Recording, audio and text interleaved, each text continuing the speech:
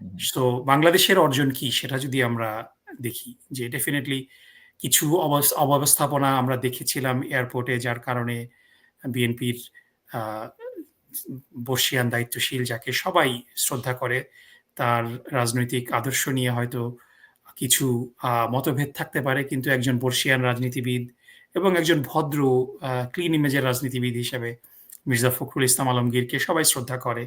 তার সাথে হুমায়ূন কবির ভাই এসেছেন আ এবং এনসিপির আকরাম হোসেন এবং আ আক্তার হোসেন এবং তাসনিম জারা তারা এই ২ জন এসেছে।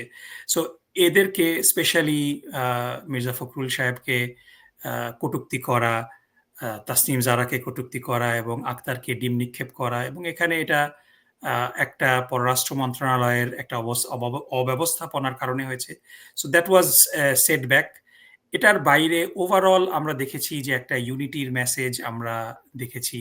৩ টা রাজনৈতিক দলের নেতৃবৃন্দের মধ্যে আমরা অলমোস্ট ৮ দিন একসাথে ছিলাম। এই ৮ দিন আমাদের মধ্যে বিভিন্ন বিষয় নিয়ে হাসি-ঠাট্টা থেকে শুরু করে সিরিয়াস বিষয় নিয়ে আলোচনা হয়েছে। দেশের ভবিষ্যৎ নিয়ে আলোচনা হয়েছে।